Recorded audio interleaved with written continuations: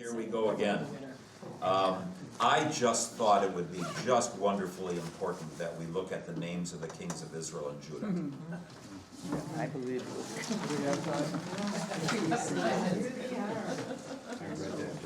it. So this is a little bit of practice. Repeat after me. Okay.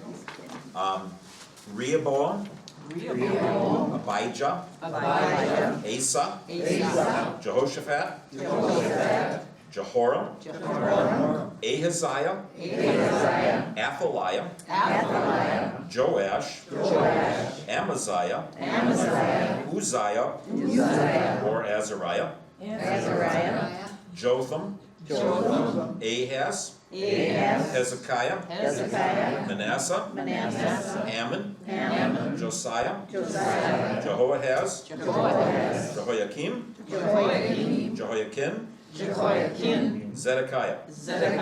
Once again, Rehoboam, Abijah, Asa, Jehoshaphat, Jehoram, Ahaziah, Athaliah, Joash, Amaziah, Uzziah, or Azariah, Jotham, Ahaz, Hezekiah, Manasseh, Ammon, Josiah, Jehoahaz, Jehoiakim,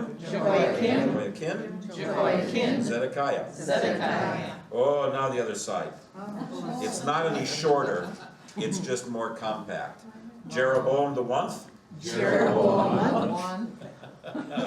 Nadab, Baasha, Elah, Zimri, Omri, Ahab, Ahaziah, Jehoram, Jehu, Jehoahaz, Jehoash, Jeroboam the second, Zechariah, Shallum, Menahem, Pekahiah, Micah, Hoshea. Jeroboam the first, Nadab, Baasha, Elah, Zimri, Omri, Ahab, Ahaziah, Jehoram, Jehu, Jehoahaz, Jehoash, Jeroboam the second, Zechariah, Shallum, Menahem, Pekahiah, Micah, Hoshea. There, we wasted a whole bunch of time. Is there gonna be a test? This is it. Pronunciation. Well, there were many students where that's the only thing they remember about Old Testament. We had to learn the names of the kings of Israel and Judah. Yeah, well, you can't tell the players without a program. There are some very interesting things here. In one kingdom, it's Ahaziah and Jehoram, and the other kingdom is Jehoram and then Ahaziah. Sometimes Jehoram is Joram, and sometimes there is more than one name, like Uzziah or Azariah, and all sorts of other neat things. The first thing to point out is the kingdom of Judah, except for Athaliah, who comes down 842 to 837, except for Athaliah, every other one of those is a descendant of the parent. In other words, those are David's descendants, one after another, after another, after another, after another, all the way down to Zedekiah. All right? In the northern kingdom, we are going to have several breaks.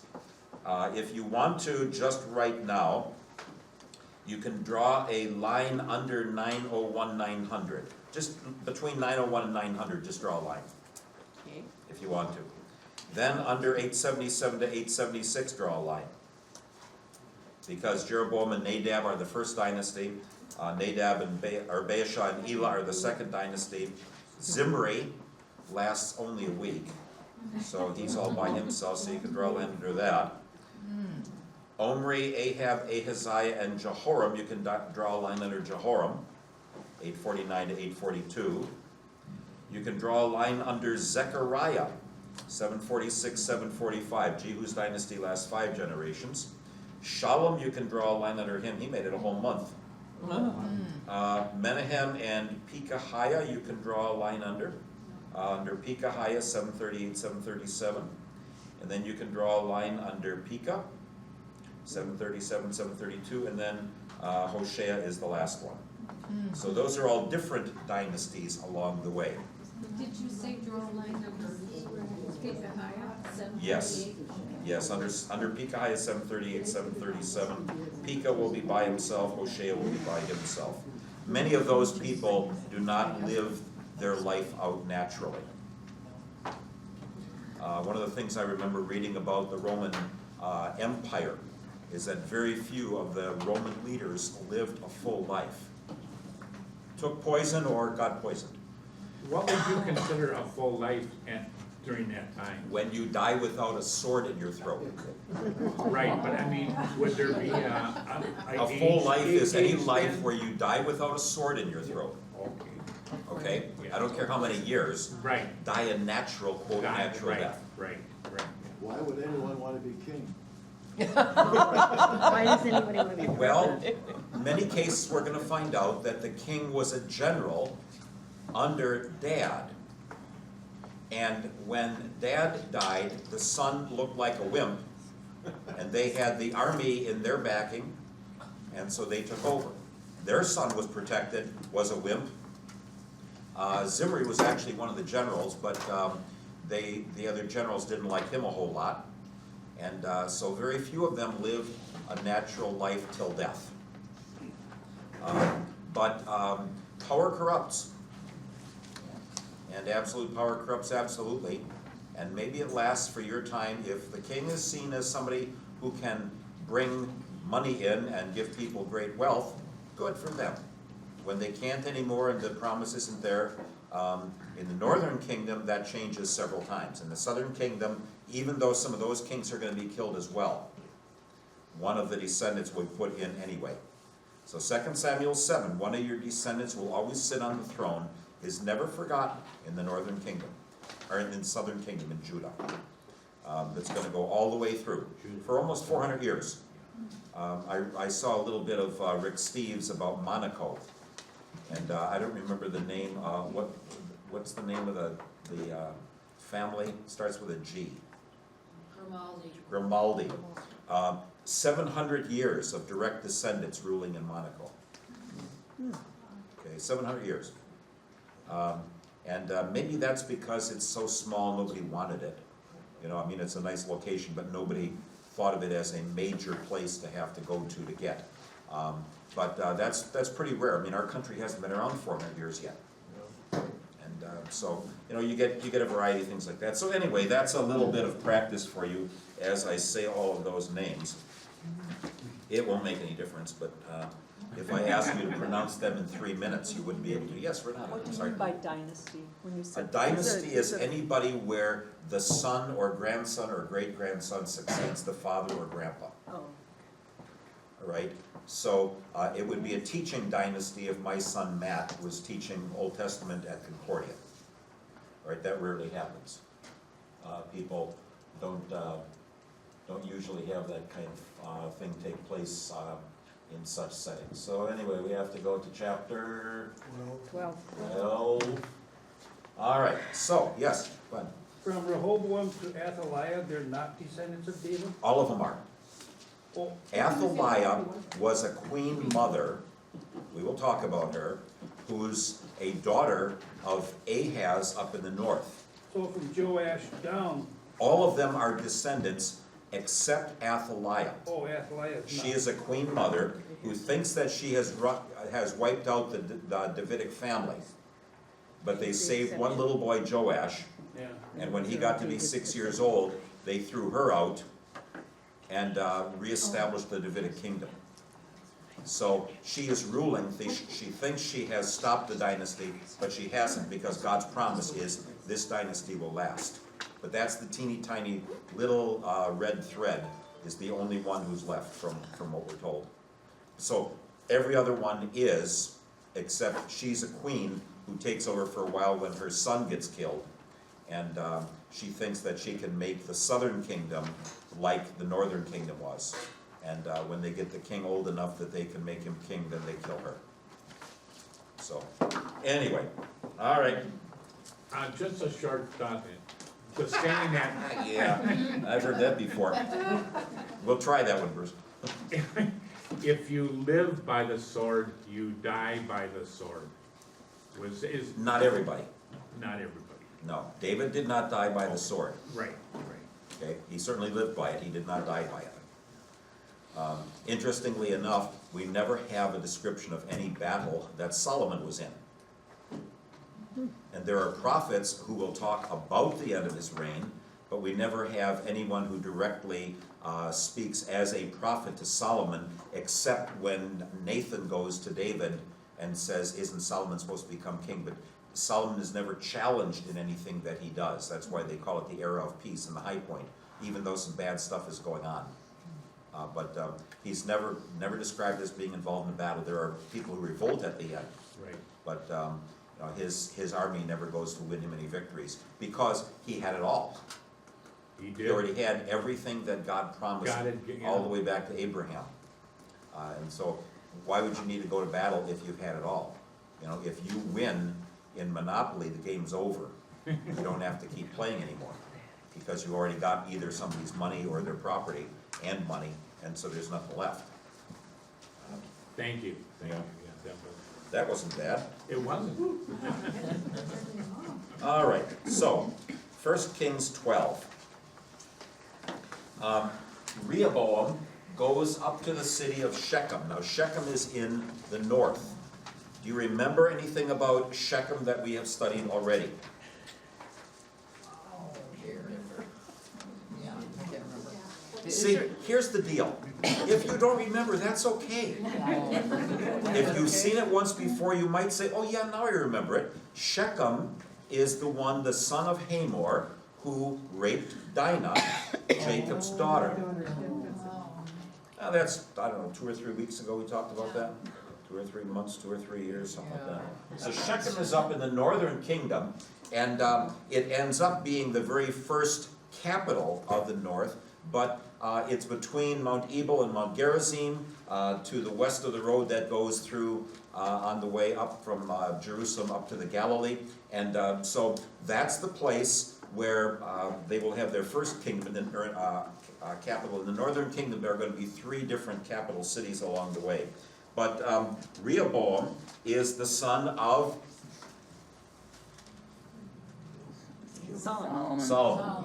Okay, so it's David, then Solomon, then Rehoboam. Okay, these are all going to be part of that crowd, part of that line. So Rehoboam, when his father Solomon dies, do you remember roughly, at least one way to think about it, how many places did the king rule over? How many places did David and Solomon rule over? How many places? How many? Give me a number. 3. He ruled over Judah. Did you have it in the back row and you chickened out there, way back there? Oh. He ruled over Judah, his own tribe, and Solomon did as well. Ruled over the northern kingdom, the other tribes, and over Jerusalem. Okay? So, when Rehoboam takes over from Solomon, he has to reestablish his rule. He has to say, I'm the king now, and this is the way it's going to be. And so he goes up to the north.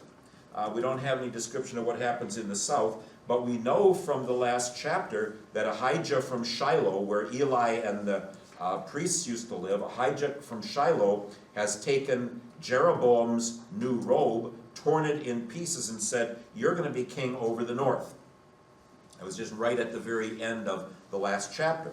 And Jeroboam, feeling that that was a dangerous position to be in, flees and goes down to Egypt, as had the king of Edom. So if you are part of the opposition, you maybe go live somewhere else for a while.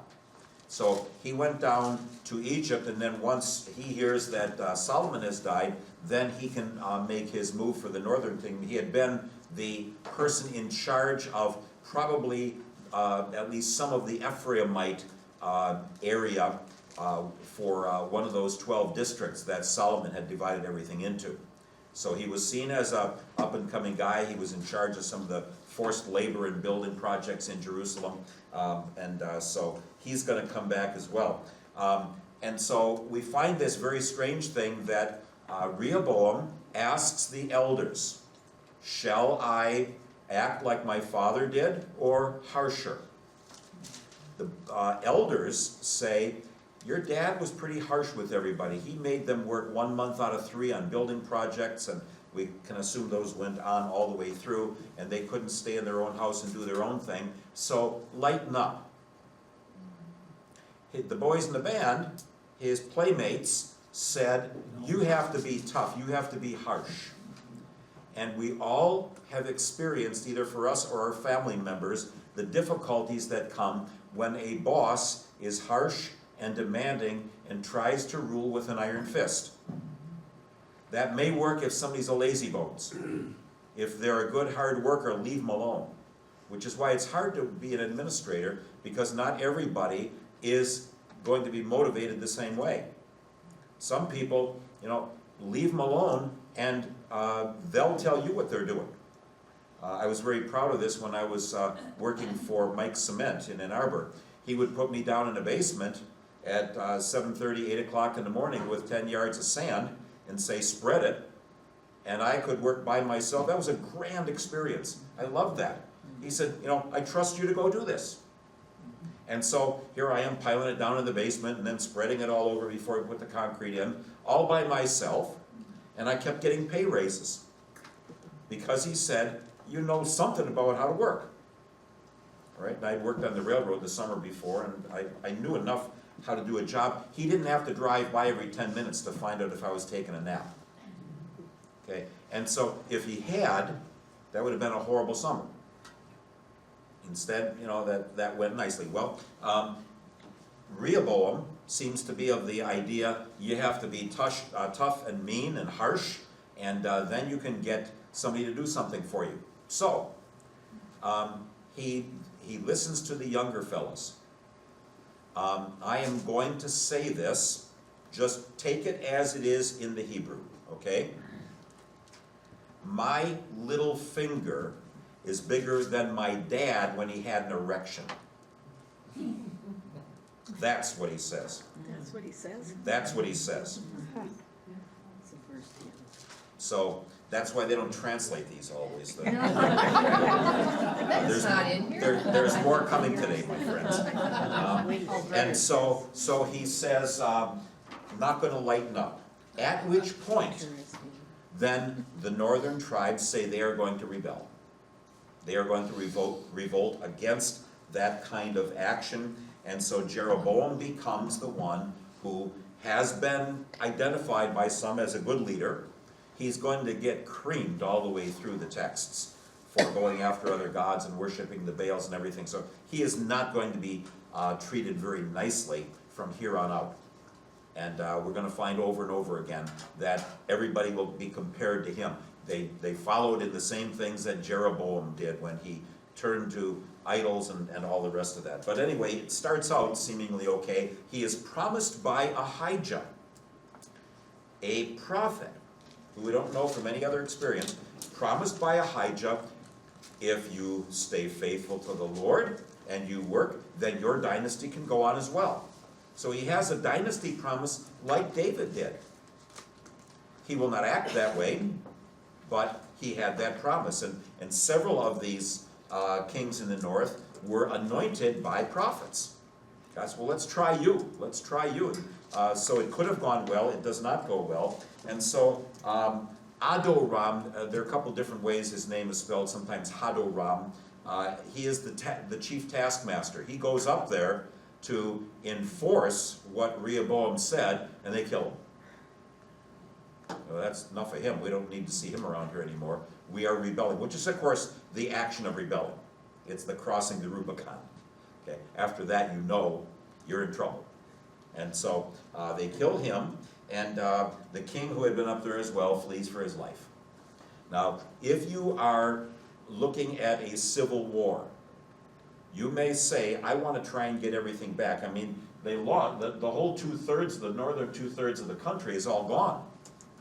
And so there's just the southern third, and the Philistines are going to revolt, and the Edomites over across the Jordan, and these others are going to revolt, and up here in Syria they're going to revolt. So the kingdom gets pretty small pretty quickly for Rehoboam. He doesn't necessarily say, I'm ready to go and or I'm just ready to live and let live, just as Abraham Lincoln didn't.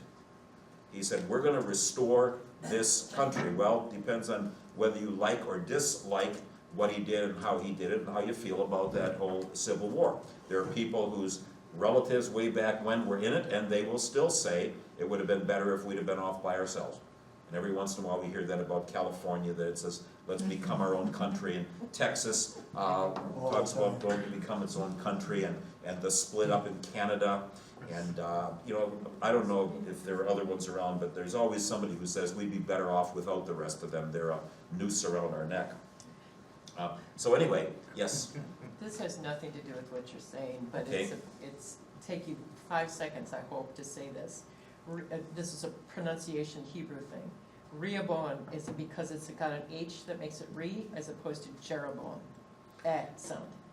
It's bugging me, sorry. it doesn't really, in Hebrew it'd be Rehoboam and Jeroboam, So be, or Yerovoam. so there would be an vowel, Yeah. okay, that's Yeah. all I needed to know. And the technical answer, it's the vocal schwa.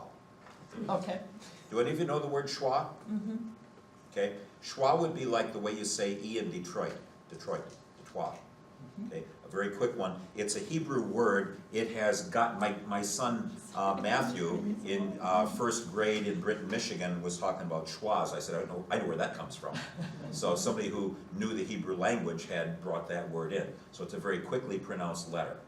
And it is the real problem when we read in English of exactly how we're going to pronounce things. I will get to some other version of that sometime, but that's... Yeah, that's good. When I'm reading the Bible out loud, I have to always wonder, do I pronounce it the way we kind of have learned to pronounce it in English or not? There are no J's in Hebrew, so it would be Yerovam or Yerovoam. And when the Hebrew language was transliterated into German, the German J is pronounced Yot. It's the Y sound. Yep. So Jeroboam would be Yerovoam or Yerovam, depending on which way you would do it. And when the Bible got brought over here, the German translation often identified how the letters were going to be read. So Jehovah is actually Yahweh or Yahweh, something like that. But Jehovah, the J is the German way that the name for Yahweh in the Old Testament is transliterated. Yep. And so the letter J in German is pronounced Yot. So it sounds like a nice Y. In English it becomes J. So all of the J sounds are wrong. Every last one of them. Yep. They're all wrong. I didn't mean to take that much time. Yeah, well, but thank you. I'll tell you, when you look at these, Yehoram, so each J-E would be a very quick sound. And sometimes you learn how to pronounce them in English and read them that way, and then that's the way they go. So anyway, that was free. Okay, so now you're going to have Rehoboam in Judah versus Jeroboam up in Israel. And you will notice on the sheets that I have given you that I asked Maria to actually spell it out. The notes that you're getting here, like on the second and third page, are simply the notes I made as I was lecturing on this. Okay, and so this is just what I would see every time I went through it. And so the notes on the front, I had some notes, but when I did this originally, I ran out of time to read the whole commentaries through and make notes when I got to 1st and 2nd Kings. So those notes were shorter. I simply added some other notes in there as well. And I would either have an N or an S there for the north or the south. And so one of the strange things is we are going to be playing ping pong, bouncing back and forth from Northern Kingdom to Southern Kingdom. And there'll be some about this, and then we go to the Northern Kingdom. One of the rules that people have usually observed is in the books of Kings. The one theory, it's not the only theory, it's the one I think is probably more likely, the one that helps me to understand how the texts are formed. The Northern Kingdom is almost always described, and then, oh, here's what's going on in the south. When we get to Chronicles, it's gonna be, here's what was going on in Jerusalem, and oh, by the way, here's what was going on in the north at the same time. Chronicles will be written down during the exile in its final form. And it will accentuate some things, a little bit more about worship, giving more credit to David as the one who got everything going for the temple, and Solomon just carried it out. And so we'll have to wait till we get there to look at how that comes together. And I'll give you some notes about some of the things that are different in Chronicles versus Kings. I chose not to have those included here at this point, but there'll be some things that are going to be different along the way. But the idea is that there were probably people, the Levites, and we're going to see it in just a little bit, who were disenfranchised. Remember, the Levites are to teach the will of God. They are both the policemen and the teachers, which kind of fits, you know. Most teachers are policemen, and just in a little small setting, their classrooms. And so there were some people who were disenfranchised as Jeroboam got different people in to be leaders in worship. And some suggest that they're the ones who watched everything that unfolded, and they took notes along the way over a long time to say, here's what God set in motion, and here's how it turned out. Many of the descriptions, it's not exact, but many of the descriptions, many of the very framed phrases that are used look very much like Deuteronomy. And so we talk about Deuteronomy and then the Deuteronomic history, which says, here's the grid, here's what God called the people to do, here's how it turned out as they turned away from God. So many of the phrases, you forget God, do not forget God, remember Him and worship Him, and the place where He will cause His name to dwell. That all the way through Joshua and Judges and Samuel and Kings, it's really one long narrative of observations. Here's how they turned away, here's why everything fell apart. And so 2 Kings 17, which is going to be the demise of the northern kingdom, the theory is that some of those people then, the loyal opposition as it were, moved south and then watched the same thing happen in Jerusalem and Judah. So that there's a kind of a set of evaluations about they did the same thing as the Jeroboam who went and worshipped other gods and all that kind of stuff. Inserted into that are the stories of Elijah and Elisha, and then a few other little things. So at least for today, we're going to see some Elijah. Next week, we're going to see some Elijah and some Elisha, which we almost say, oh, finally, something where it's a Bible story, instead of all that other stuff that's just a bunch of names and how long they lived and what they did and all that. But that framework of that and how they turned away, that's the theory. Now, there are other people who have different theories. Some believe that there were wise people, wisdom teachers in Jerusalem at the time of Hezekiah, which we're going to get to, not today, but we'll get to in a couple of weeks, and that they are the ones who gathered together all of the information and passed it on.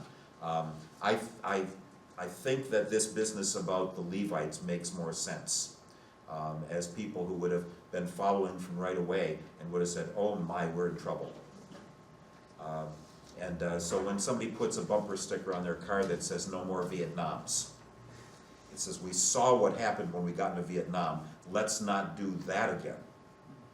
And then sometimes the political leaders go and do that again. And so then all you have to do is reprint the bumper sticker, no more Iraqs, or no more Irans, or no more Koreas, or through time, you get caught in this again and again. So this is, very often you'll have some little bits of commentary in Joshua, Judges, and Samuel. Here, it's going to be less about what they did and more about how they turned away from God and continued to turn away from God. So it'll be shorter, which makes it not as much of a nice story to read. Not as happy a story, a sad story to read. But anyway, that's what's kind of going on. I have on here that Judah and Benjamin are going to be fighting against Israel. Some people say that Benjamin, so it says to Jeroboam, you're going to get 10 tribes, and Judah is gonna get 1 tribe. Wait a minute, aren't there 12 tribes? Right, so some people will say Levi is the 12th tribe and it wouldn't be counted. So there are 12 tribes, but one is interspersed within everybody, so that'd be 10 plus 1 plus 1. Other people say Judah and Benjamin were together. Others say Judah and Simeon were together. There is no answer that explains it, so if you have a coin, keep flipping it until you like it. Yes? Was it Manasseh split in half? Manasseh is on both sides of the Jordan, but that doesn't mean it's 2 tribes. Okay? Though there are some people who say, well, the Machirites, M-A-C-H-I-R-I-T-E-S, were probably most of what the Manassites were over on the other side of the Jordan, but that's a different fight and a different squabble. Every last thing that I say is a whole book that somebody has written and studied and tried to undo and unpackage these things, and it can be very dizzying from time to time. So anyway, Judah and Benjamin, apparently with them, say, well, we're gonna go fight and try and get the northern tribes back. So Sherman's ready to get going to do his march, okay, to see what he can do, right? Well, we'll see how it works out. There is a prophet named Shemaiah, and many more prophets' names actually in Chronicles when we get there. There are some here, but it gets even worse. So Shemaiah says, God has decided the northern kingdom is not going to come back to you, and it never does. Though way, way down the line, at the time of Jeremiah, it is suggested that the original speech of Jeremiah when he talks about the new covenant is actually addressed to the tribes of Israel in exile, that they are called to come back or get ready to come back.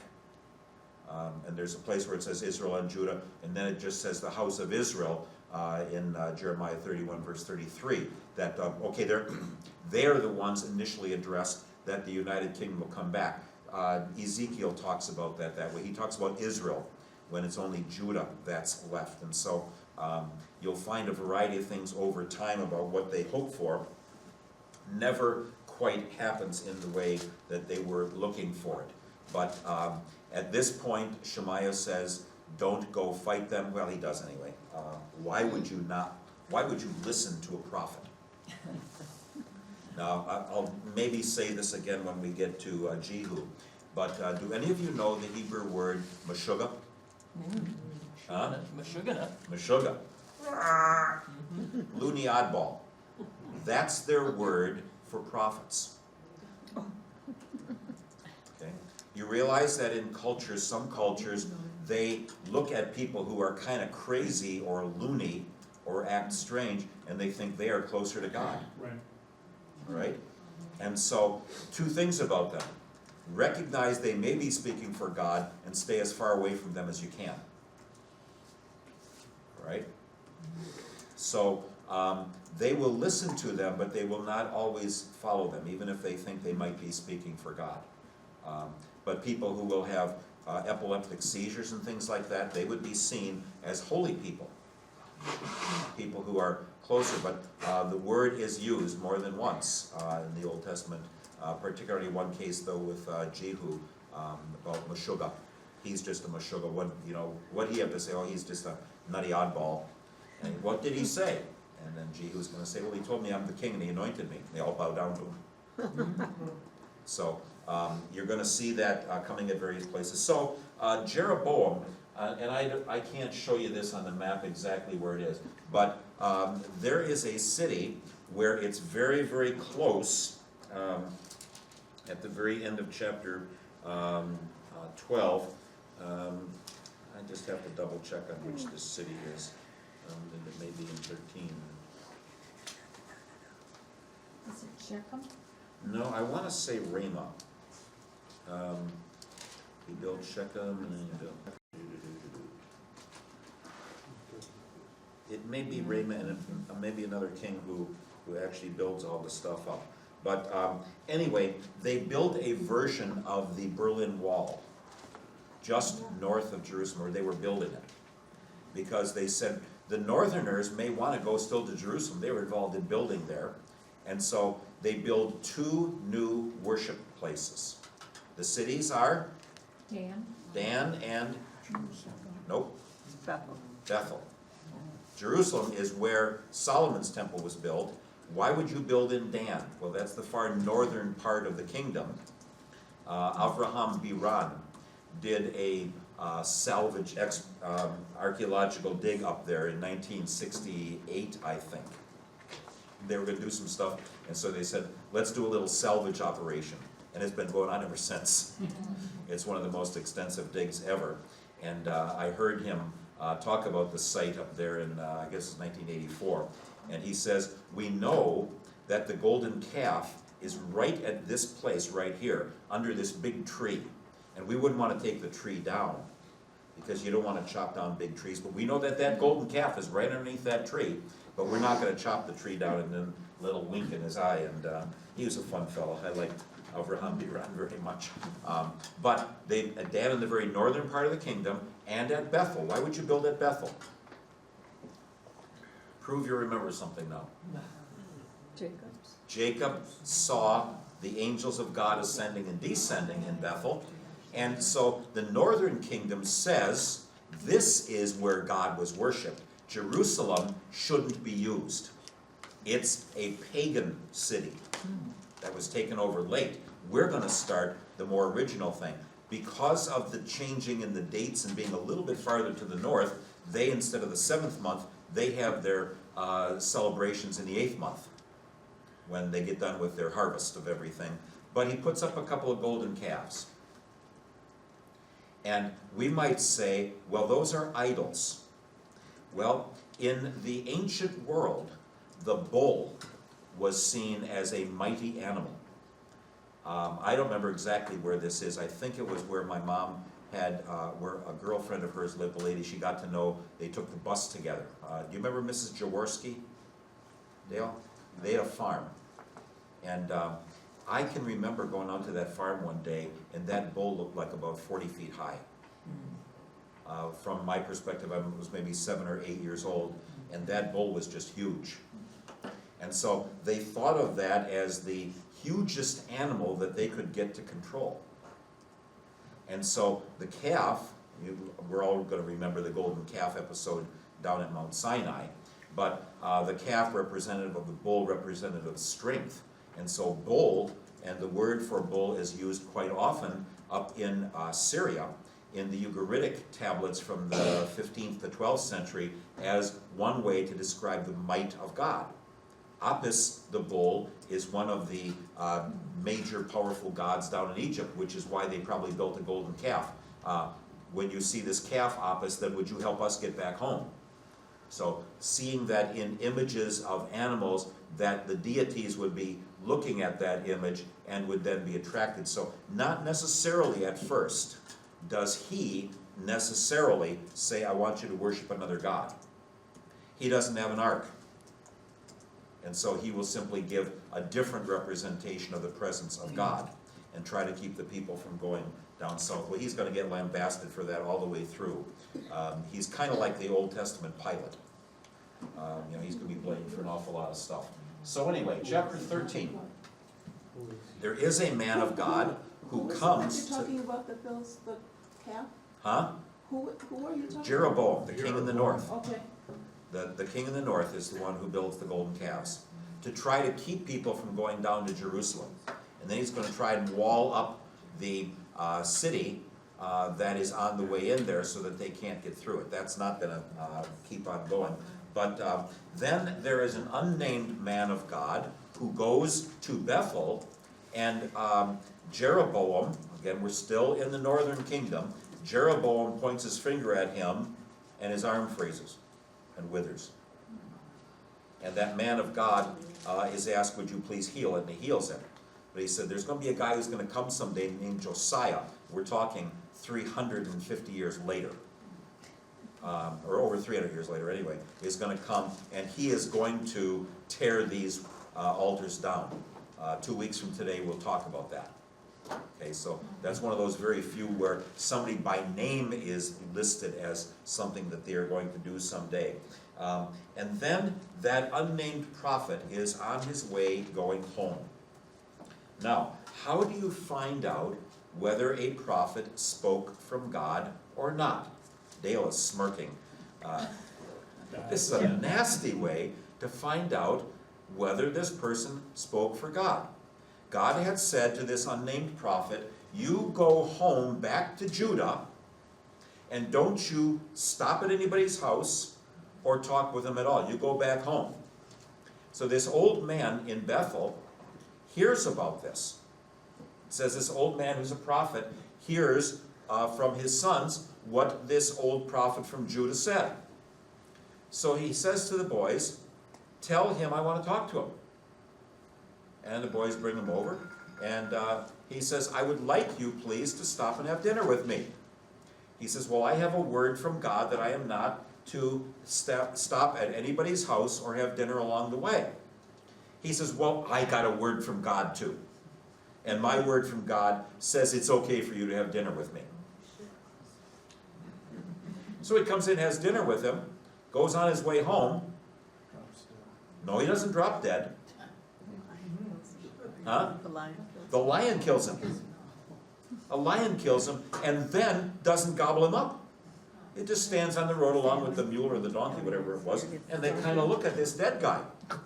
Yep. And so the sons hear about that. And Dad says, bury him in my tomb and bury me next to him. And then he says, I guess he was telling the truth. That's how you find out if the prophet's telling the truth. You get him killed and say, I guess he was from God. So that's how he finds out whether the guy was telling the truth or not. Nice guy. Tough way to go. Huh? That's a tough way to go. Yeah, I know. I'm from Detroit. The Lions have not done that well ever since. Keep hope alive. Yeah. Yeah. 1957 was the last time they won, some years before the Super Bowl ever began. Yes, Bobby Lane and some of the other boys in the band. So anyway, it says then that Jeroboam builds high places for sin.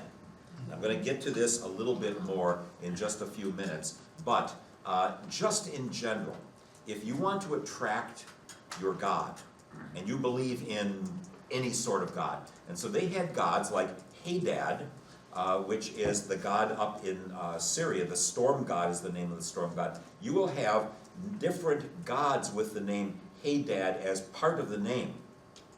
And so it would be like, we may have Christian and Christine and Christina and Kirsten, and we might have a whole bunch of different names that all somehow weave the name of Christ in.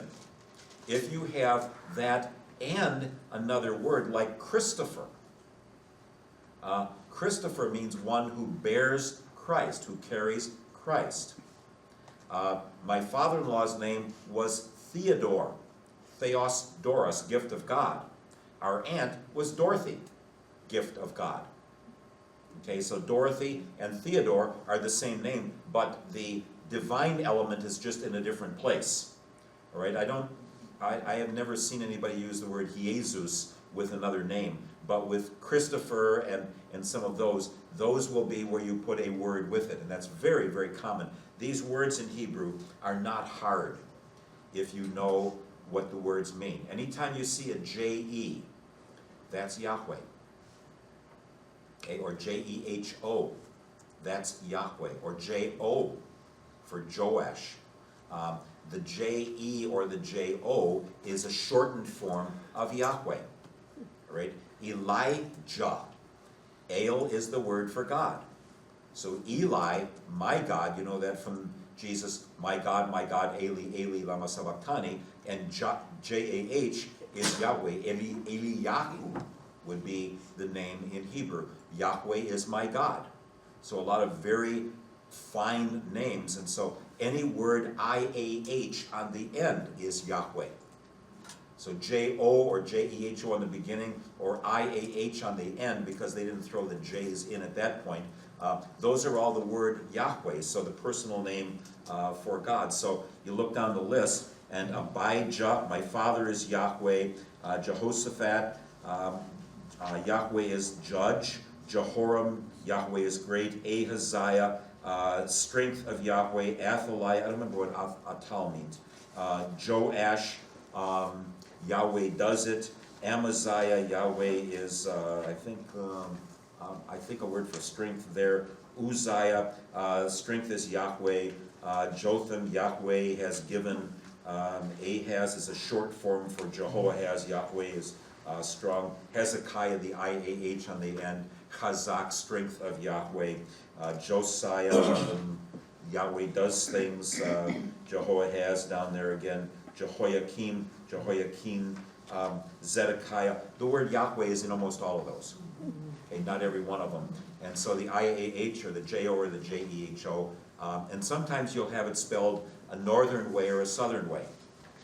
Okay, so up in the north, I believe it was JEHO. In the south, it was JO or JE. And so, but you know, it's like flying feather or running cloud or something like that. We look at these and just see strange names. They were just very common words that are added together. So I'm sure that will solve all of it for you. Now, aren't you happy? But anyway, when the people tried to attract these gods, they would talk about these gods as coming down from the heavens to look around at their property. And so they would come to a hill, because then you can survey your property from around there. If you want to talk to the gods, go up on a hill and build an altar there. And so apparently during this time, there were lots of high places, hills. In Hebrew, or in Greek, they call those a bama. And bamot or vema is a high place within a city where people would gather together. And so that's a very common kind of thing. And so it says not only did he build golden calves to be worshipped or to draw the people to worship Yahweh at Dan and Bethel, but there were many other places where they would offer sacrifices as well. In the Elijah story, remember that he repairs the altar to Yahweh over by Megiddo, which is a high mountain and a mountain pass. And so it would be like today we say, well, we can have churches in a lot of places. But it would have almost been, there's only one place to worship and everybody ought to come there. Because if you go anywhere else, then you'll get off and do your own thing and come up with all sorts of error and sin. So it may not have been initially condemned. Later it's going to be as they see what's done. Yes? Is when Jesus goes up on a mountain, when he goes alone to connect with God, is he following that tradition? I think he probably is just going someplace where he's by himself and not a lot of other people will bother him. You know, separation from the others. Yeah. It just seems but so, it just seems so certainly you the can Mount of see Transfiguration and Mount Sinai. heading up and Yeah. everyone would see him going. Well, I mean, there must be nice secluded little under a tree or in the. well, that's the other thing they did was under good trees. And so Deuteronomy or Josh, 1st, 2nd Kings are going to say, you sin against God on every high hill and under every green tree. That's the other part. You get some nice little shady area where there's a terebinth, an oak tree or something like that, and a lot of the other trees aren't. That was the other place where it's cool. So if your God didn't want to stay up on top, he'd come down where it's cool and look around. Yohanan Aharoni, who was doing the dig in Beersheba when Kathy and I lived there, he said the one thing you ought to do if you're going to have an archaeological dig is go plant a tree 10 years before you start. So you have a little bit of shade. Any place where it's pleasant. It's a little cooler up, you know, when you go a little higher up as well. But they thought of the gods as kind of checking out their territory. And so you may have the name of that god in different places, but just different manifestations of the same God for you. And you're trying to attract that God's attention so he will bless you. And I'm a daughter of a ham radio operator. My brother is ham, and so when you head up the hill, the reception's better. Yep. And I always had that concept of, is the reception up there better for you, Jesus? You know. I don't know if the reception is better. I can tell you one thing, that the idea would be everybody could hear from God. The prophets were the ones who got rid of all the extraneous noise so that they could really hear what he was saying. And so Elisha is going to say, bring on the minstrels, the music players. They will help me get all the rest of the interference out of the way. And so it's described that way sometimes. Now, are there any radio waves in this room right now? A lot. A lot of them. A lot of them. We just don't have the receiver on. And there's more outside where the building won't stop that from happening. So the reception's already always going on. I think when it talks about Jesus in the New Testament, sometimes it'll say he went to be alone by himself. So like across the Jordan, he will, or across the Sea of Galilee, he will send everybody home. And then he sends the disciples across, and then he goes up by himself to pray. Yeah. Mount of Olives, you know, I'm not going to try to make too much of it with Jesus, okay? Because he knows his Father, but apparently these others, they were, I'll tell you about some stuff in a minute. Hold You know your the breath. archaeological dig in the north, connected with the caves? I assume that's still there. Where is that now? Where's what? What territory is that site, that archaeological dig in now? What There, territory? the territory of Dan, you mean? There are hundreds of digs that have gone on. Well, the one you were talking about. That's in the far north, right at the border with Lebanon. It's still, it's Israel now? Yes, yeah, that's still within the present country of Israel, at its northern border. Right near there are 3 different water sources from underground that come out to form the Jordan. And then Mount Hermon, it's called Mount Sirion sometimes, is kind of like the border. So it's one thing that it's a little bit hard for the Lebanese who might want to poison the water. They'd have to come over the mountain to be able to do that. But there's some underground artesian type wells that are the headwaters for that. But there are digs all over the place. And people will look at every possible name for any current little village, and they'll try to match it up and see if that name might be where the ancient place was, because names kind of survive, unless the entire population is wiped out. So Gibeon is El Jib, for example. And so Jib and Gibeon, you know, and there were all sorts of these things that are, Bethel is Betin. And so there's enough that they say, you know, that got passed on through all the generations, unless a whole population got wiped out. So anyway, chapter 14. We have Ahijah of Shiloh, who now condemns Jeroboam. Have we ever heard of Ahijah of Shiloh before?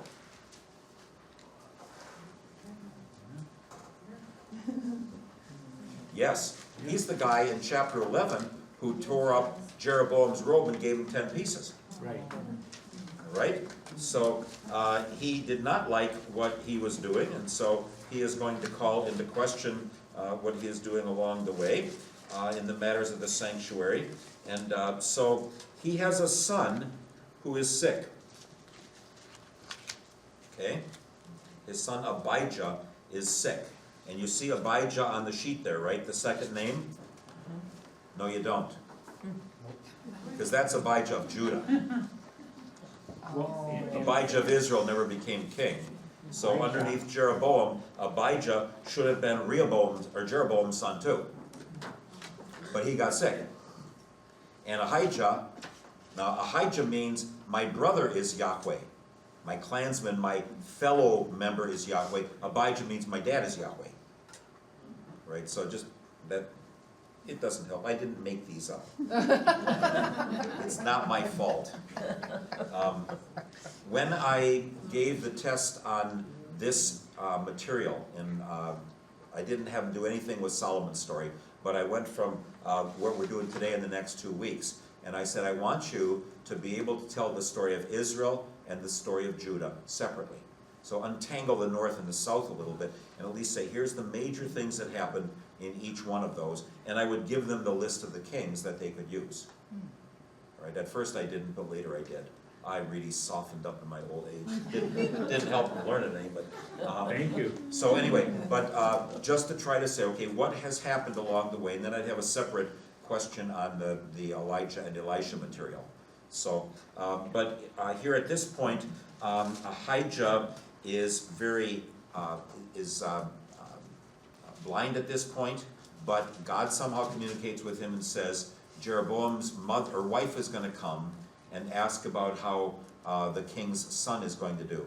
That's the wife. So when she comes in, say, I know who you are.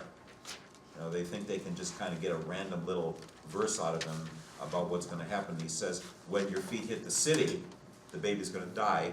But then actually when her feet hit the palace, then the baby dies. And they have moved, the second capital comes at this point of Tirzah. It's hard to protect Shechem, it's down in a valley. And so if you want to protect the city, you need to go someplace where you can, or if you want to protect the king, you need to build someplace. And so Tirzah is in here at that point. And then Ahijah says about the king, he is not like David was. Not like David his father, but just how my servant David. And so evil will come upon the household then at this point. So what does this mean? It means God is with you until you leave him. And when you leave him, then you are no longer under his protection and care. Ahijah said, God will bless you like he blessed David.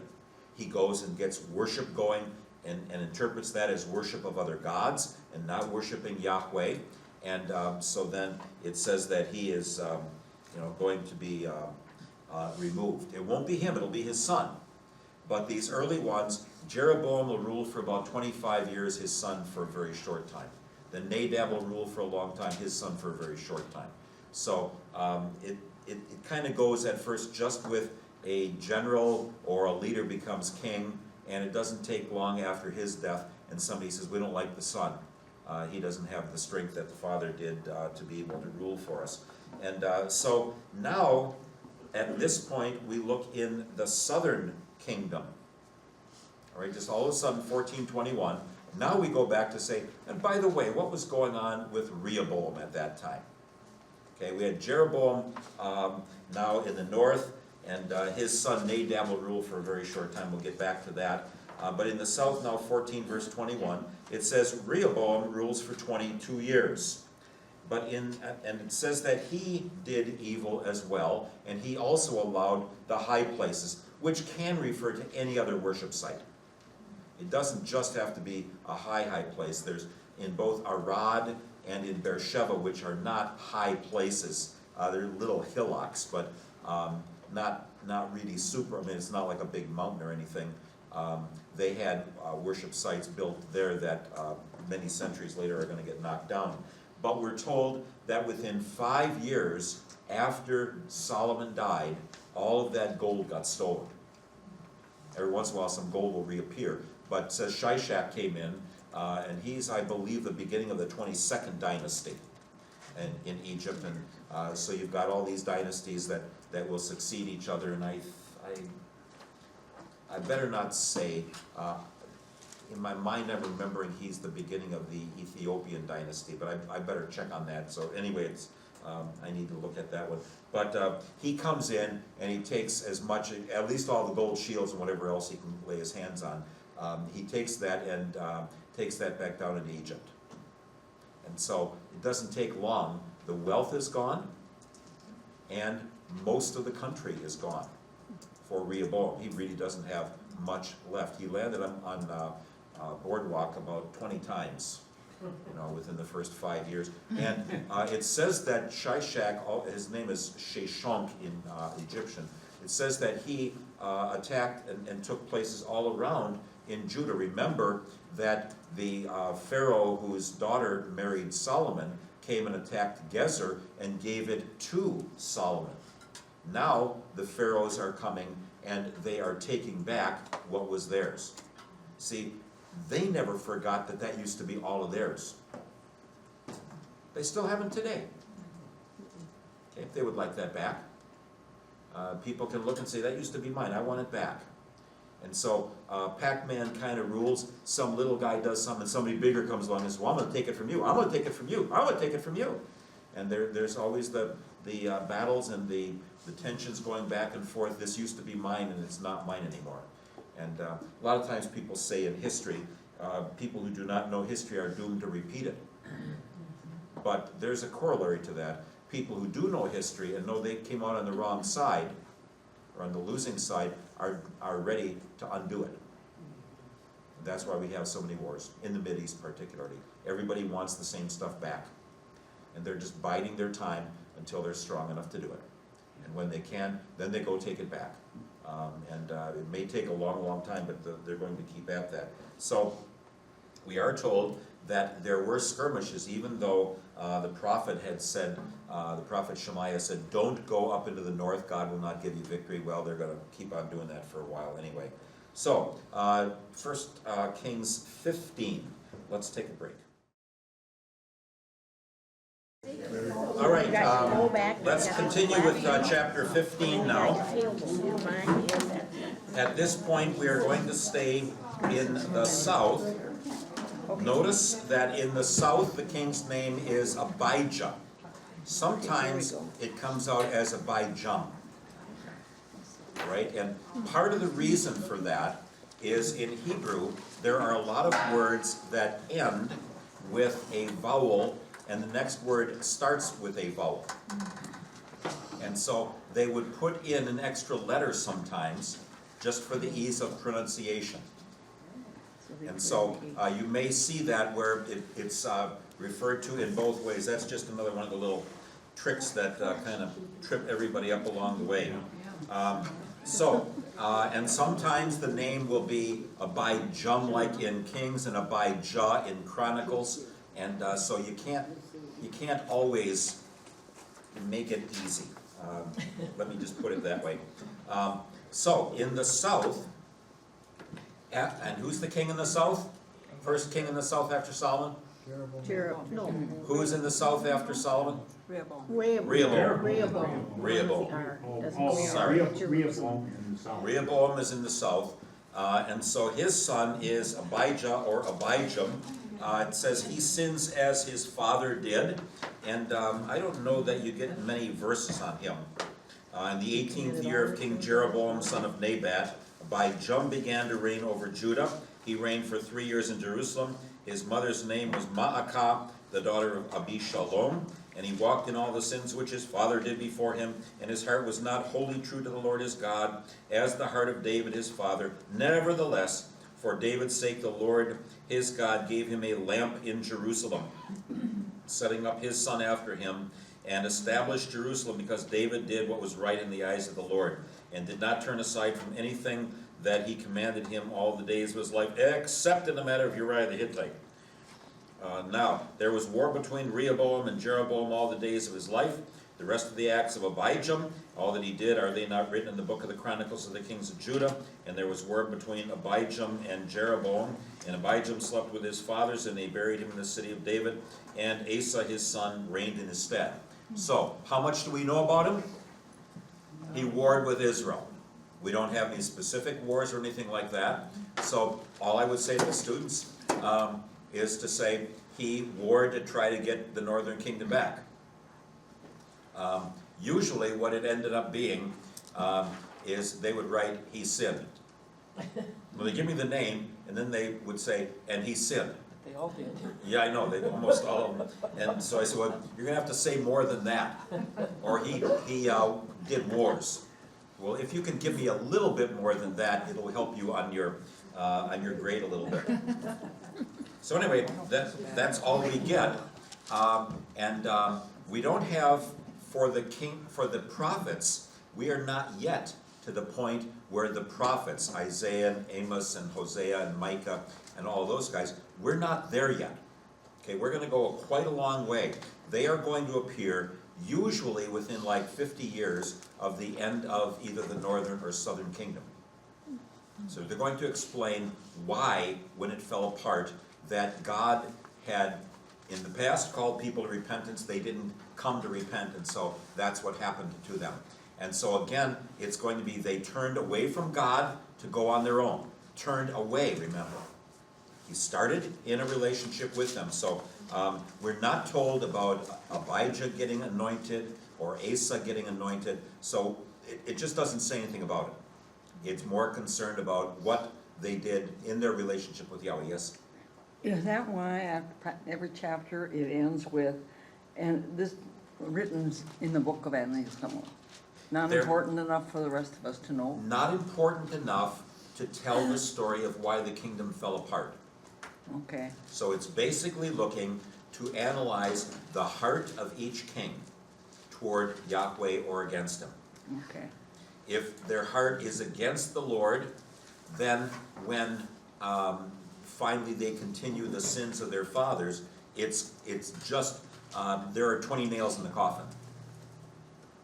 They did what their father did, their son did what they did. Sometimes they did some good stuff, but it turned out most of them turned away from God. So you have this pattern that goes over and over and over and over to say, you really wouldn't have recognized Yahweh as present there.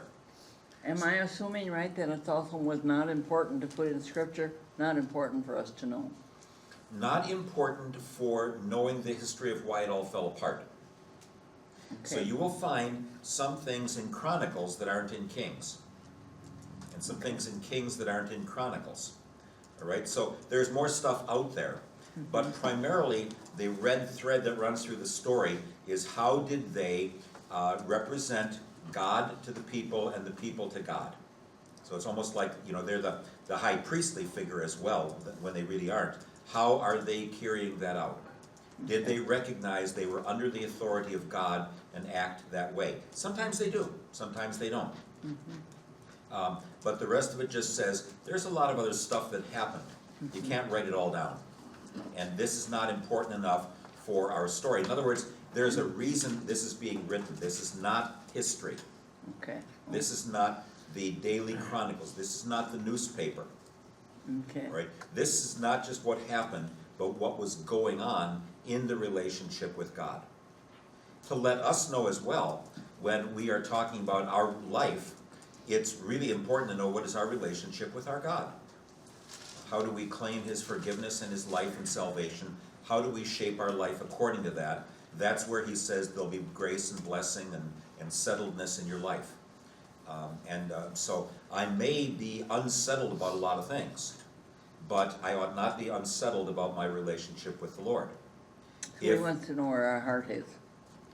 He does know where our heart is. He does. He wants us to know where our heart is. Yeah.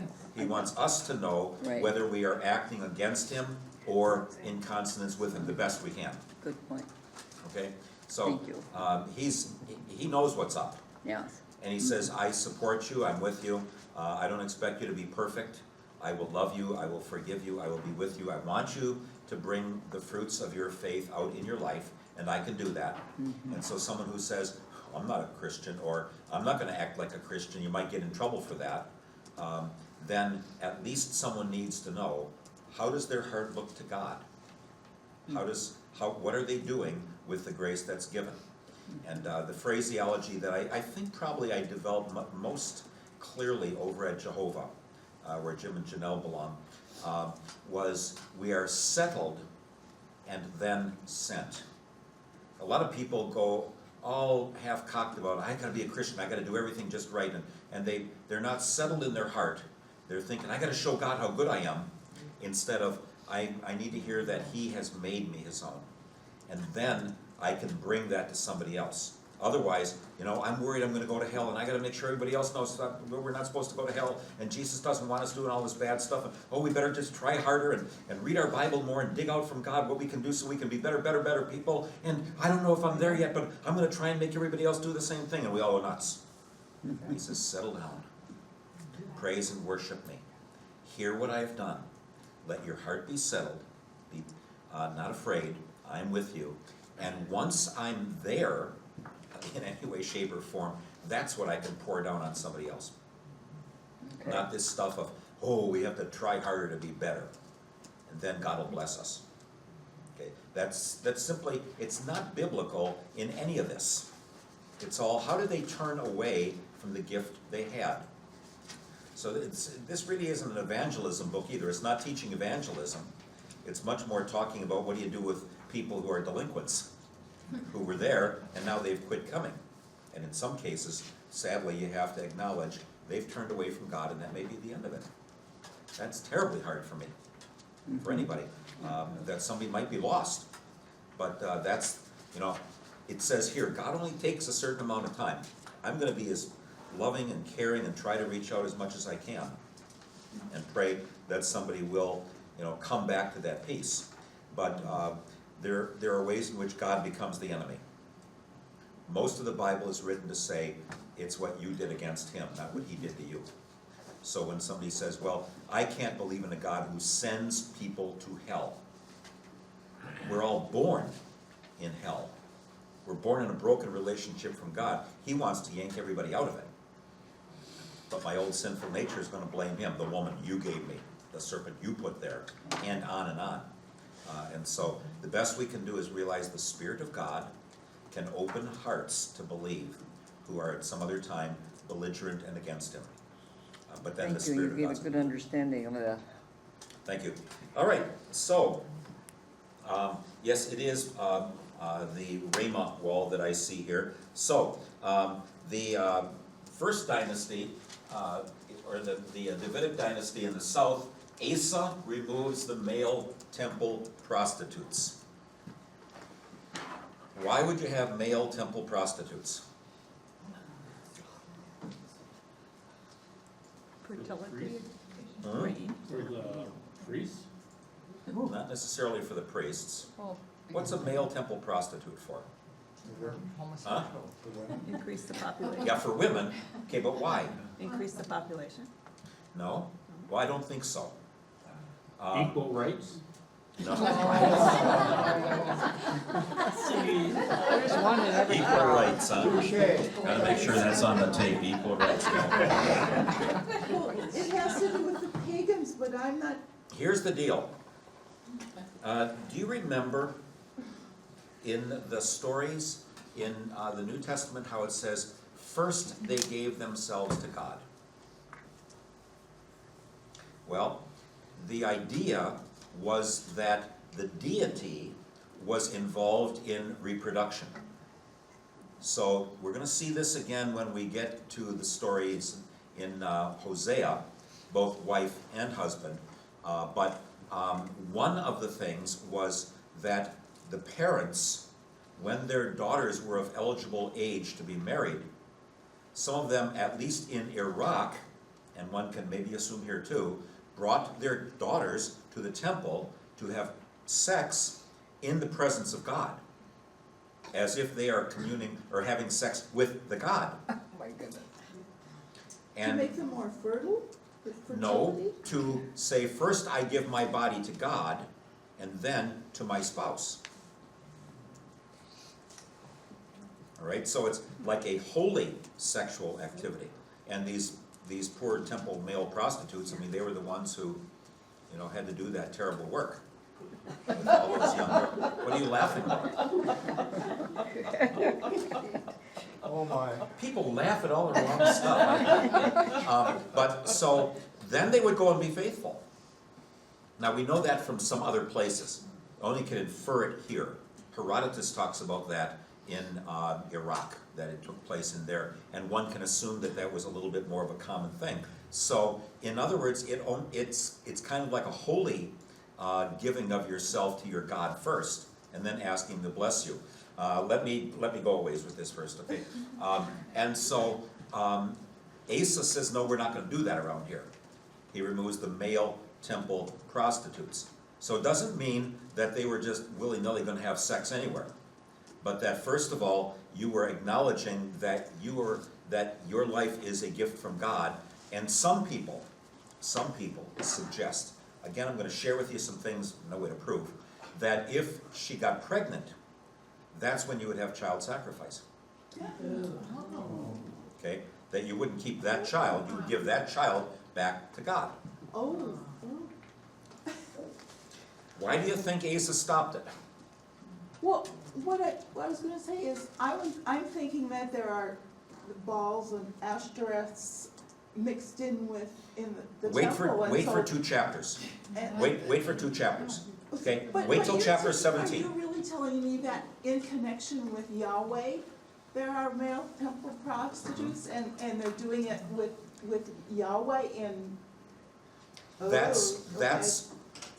not everybody gets their faith right. People come up with all sorts of crazy things. You know, that God's gonna bless me if I'm good. And if I'm really good, he's gonna bless me real good. And he might even take me to heaven directly and not make me go through purgatory. If I think that way, then I'm gonna try to be really good. All right? And so anything I think that will get me blessed, people take every other idea. Paul in Colossians says, lay aside all the other things that you used to hold dear when you were dead in your trespasses and sins. Give them all up. You have to have a whole new way of thinking. Not everybody gives up their old way of thinking. Okay? And so why do we find these people in trouble with God? If you can't stand the sin, you know, then you're going to try to act as if, well, they were all a bunch of holy people back there because they're in the Bible. No, there were bad things going on. And they looked around at other religions and said, we'll do that here too.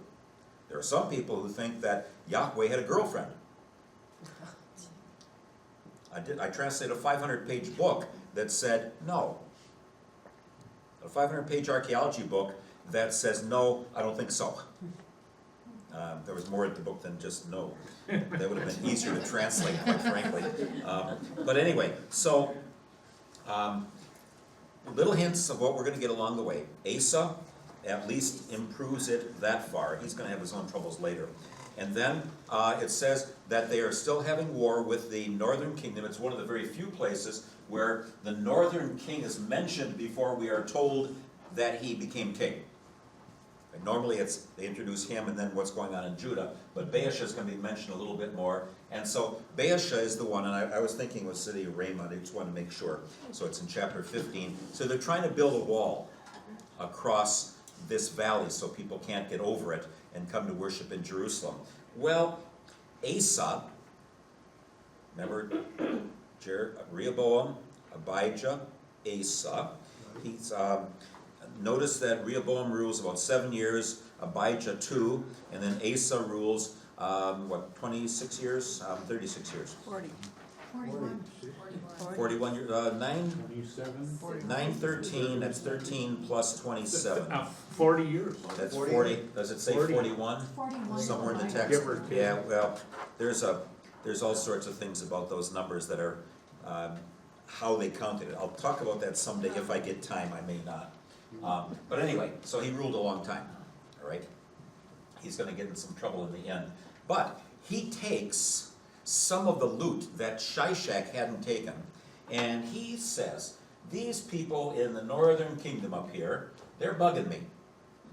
So I'm gonna go all the way along the coastline, I'm gonna go up to Damascus, and I'm gonna give Damascus a whole bunch of loot, a whole bunch of money. And I'm going to say, would you start pestering them, please, up in the north? Because if they're getting attacked up here in the north, then they will leave here, they'll go up there to defend themselves, and then we can get our control back down here. Is that okay or not? What was the rule last week? No treaties with foreign nations, no worship over their gods, no beating up on your fellow citizens.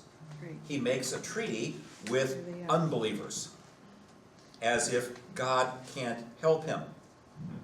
Well, don't you remember that the prophet said, don't bother trying to get the north back? Leave it alone. It's not going to come back to you. I'm not going to let it come back. Should have left it alone. Instead, he gives away whose money? People's, God's money. God's money, Yahweh's money. Everything in the temple is Yahweh's. Yeah. So he gives God's loot away to somebody else and says, go and attack. And it worked. Damascus attacks in the north. They can tear down that wall, and they put a couple of pillars or towers on each side of the hill on each side of that to make sure nobody can come back and start trying to build another Berlin Wall. And it looked like it worked, except Yahweh said, I didn't like that. You shouldn't have done that. I told you about not doing that. Anyway, now, just at the bottom, we now get introduced to Nadab and Baasha. So we've got a story interspersed here, and normally I said the king in the north is introduced first. So it says that Jeroboam up in the north that his son Nadab was wicked, and so God decides to remove that little short dynasty. So Jeroboam, Nadab. So Jeroboam rules for a long time, Nadab rules not very long. Baasha rules for a pretty long time. His son Elam doesn't rule very long. But it's going to be the pattern of God's not going to let things go on forever. Now we anguish in our world and in our country about things that aren't right. And we have to live within the framework of our political system. Not everybody lives within the same framework. Some people do some things that we would say, well, that's not part of how we're supposed to operate in this country. But we are not going to go outside of that, and so we may, quote, win or we may, quote, lose. In the end, the Lord says, this world is falling apart. Our job is not to make it holy and perfect.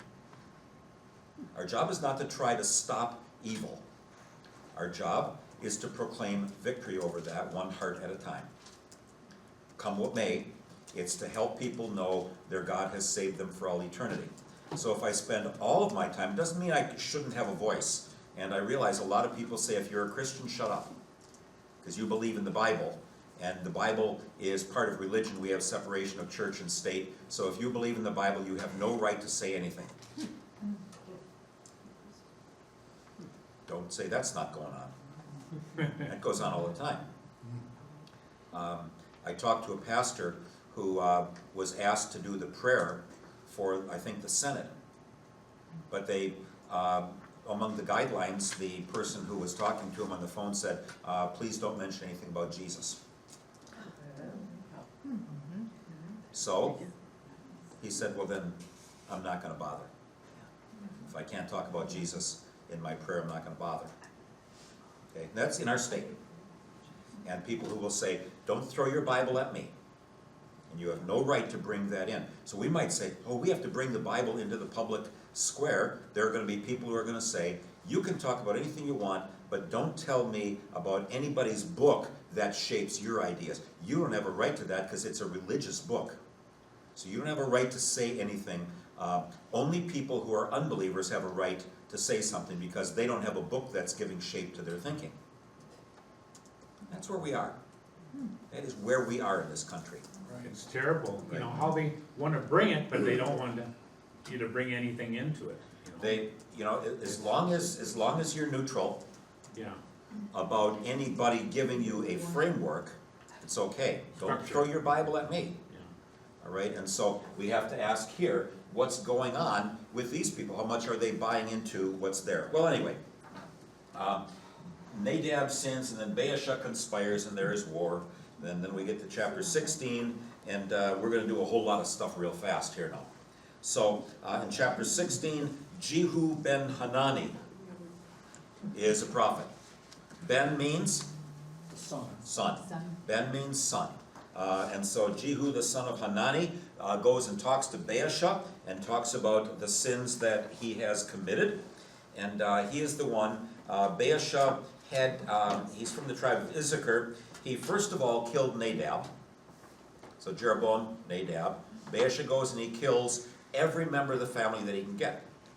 That's what you do when you're taking over and making a new dynasty. Remember all the interplay with David and Saul, and Jonathan and Mephibosheth and all of what goes on there.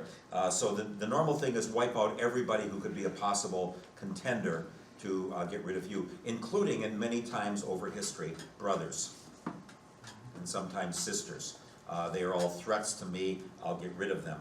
And so anyway, Baasha then becomes the third king, and he is the one where because he is still sinning, Jehu ben Hanani says, you're going to be put out of the way as well. And so his son Elah takes over. So Baasha, he ruled for not quite a quarter century, did he? 23 years. And then his son rules for just 2 years.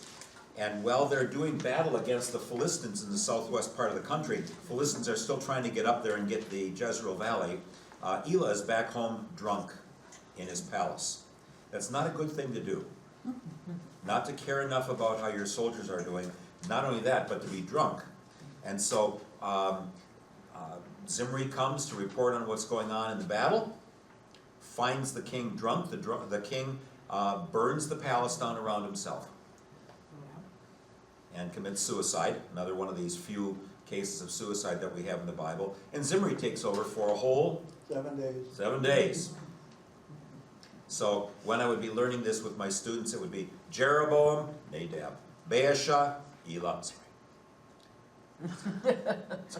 He didn't have enough time to even get a whole voice out before he was gone. Well, there were two other generals fighting down there, Omri and Tibni. So Zimri, Omri, and Tibni. Okay, Omri is the one who's going to kind of come out. Now, everything here is about the northern kingdom. All right, we've left the southern kingdom with Asa, and if you look to the right, you're going to see all these other names on the right hand before we ever get to Jehoshaphat. Okay, and that'll be its own story as it comes in. But anyway, apparently the people on the west side of the Jordan River were more eager to have Omri become the king. The people on the eastern side, Tibni. So Tibni doesn't get his name on the list as a king, but he would make number 20 of the ones who ruled on the east side of the Jordan and tried to become king. So anyway, Tibni gets pushed out of the way, and Omri forms what they call the Omride dynasty. And he's going to be a pretty powerful family. His family and the Jehu family are going to really be kind of dynasties. So we're going to go, I mentioned with you, Jehu goes all the way down to Zechariah. That's all part of his dynasty. So there's going to be 5 of these along the way. Well, the first thing that Omri does is he buys Samaria. So it is the hill of Shemer. The man owned it, and he says this would be a good place to have a fortified place to build my capital. So Shechem, and then Tirzah, and now Samaria will be the third capital, will be the last one that they will have. It says that he does evil and he commits idolatry as well. But things get worse. Up here, and I've got to stop for a minute now and give you a little background to the story, okay? I'll take my glasses off for this one. Up here, by Tyre and Sidon, what do you see? What's this here? It's a bunch of water. All right? The Sidonians, the people of Tyre I've mentioned already, they get involved in shipping. They use the cedars of Lebanon to make nice ships. They had been involved with Solomon, who way down here at the very bottom of the page, by the Gulf of Aqaba, where they would go all the way into India and be on trade missions and things like that. They're also going here through the Mediterranean. They have good ships. They have good sailors. They have a lot of grapes, particularly, and I think maybe olives as well, but grapes I think are quite well known there. And they have a lot of wood, of course. But they don't have a very flat land for growing grain. Israel has the whole Jezreel Valley up here just south of the Galilee, which is wonderful for raising grain. On the left side, I'm guessing that's Megiddo right there. Megiddo, let me see. Megiddo is here, and Beth Shean is here. This whole area in the middle, I'm sorry, it won't stay no matter what, but before it goes away, this whole area here is about an 18 by 18 east and west, 10 mile north and south. Beautiful Iowa or Kansas or Nebraska. That's where they raise their grain. That's where the Philistines wanted to take the grain from. And so they make a treaty now by sealing it with a kiss. So Omri marries his son Ahab to Ethbaal, is the name of the king up there, to Ethbaal's daughter Jezebel. And they go into business together. That's what they suggest are a lot of the marriages for Solomon. They are business propositions where they seal it with a kiss. We're going to join our families together. Now, Baal worship is worship, it's vegetation, desiring vegetation. Baal, or Baal Hadad, is the one who would cause it to rain. And so the business deal is Ahab and Omri, you deliver grain to me, I'll load it in my ships, I'll take it around through the Mediterranean, and we'll make a whole bundle of money. All right? If you were in Egypt, where does your water for crops come from? If you were in Mesopotamia, in Iraq, where does the water come from? Tigris and Euphrates. If you are in Israel, where does the water come from? Jordan. No. The Jordan is way down deep in the ditch. Where does the water come from? The sky. It has to rain. All right? And Baal is the storm god. Okay? So Baal makes it rain. If you can get him to. All right? Up here, Eth-Baal is the leader up there, the priest king, and they worship Baal. And this has gone on from 1500, we're about 900 something, 875. It's been going on for centuries. People have thought that the Baals made it rain. Question is, how do they make it rain? The most important thing is you need the rain to get the grain to fill the ships to make your money. All right? So, they make it rain by getting the god turned on. Because they believe that the rain is the sperm. Sorry, gotta tell you. And so Baal is sleepy and tired a lot. So first of all, what do you have to do? Get his attention first. You do that through offering sacrifices. Johnsonville brats. They come from afar. You send up smoke. My neighbor 2 doors over, if he has steaks on the grill, Mark, can I come over? You know, popcorn in the dorm. And everybody else, oh, I think we're going to have some popcorn too. 10 minutes ago you weren't thinking that, but that wafts through. So first you have to get the God's attention. Up on the high hills. That's why they had their worship places up there.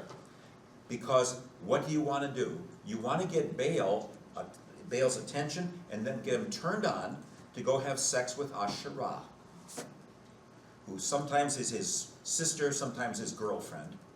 And this is complicated. This is as simple as I can get with it. And so when you make that peace treaty, you're going to say, I will do everything I can to make sure it rains. Well, the way you get the God's attention is you have the sacrifices. Then you have men and women. Now you would have the sacred cult prostitutes up on those high hills, and the farmers would say, honey, I have to go to church. And they would have live porno shows.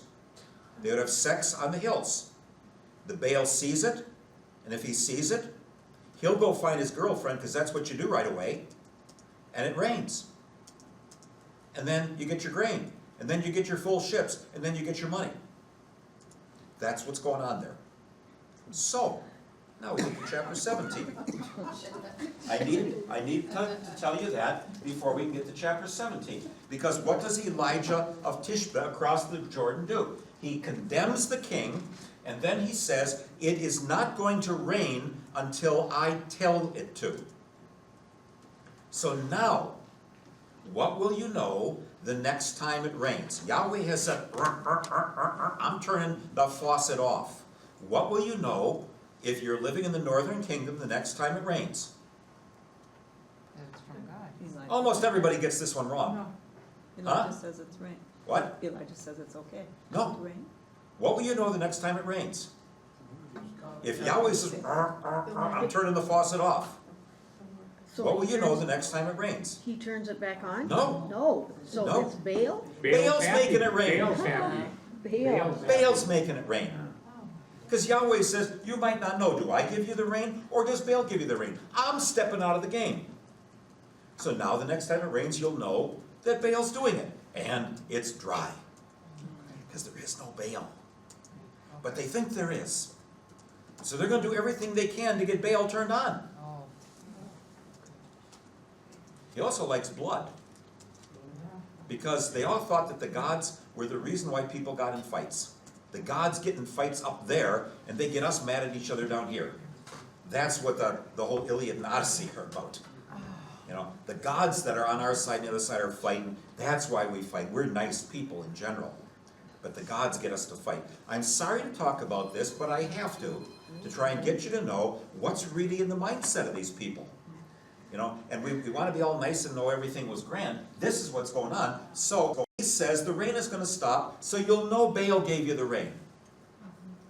Unless you're so dumb like Jezebel to simply think Baal or Elijah was hiding what was going on earth from Baal. He was still up there, but somebody pulled the screen down. Elijah put a hex on the heavens so Baal wouldn't see it, and Baal is still there. Don't ever think that you've got the perfect answer to convince somebody of something. If they don't want to be convinced of it, they will come up with another solution. You know, well, it's your fault.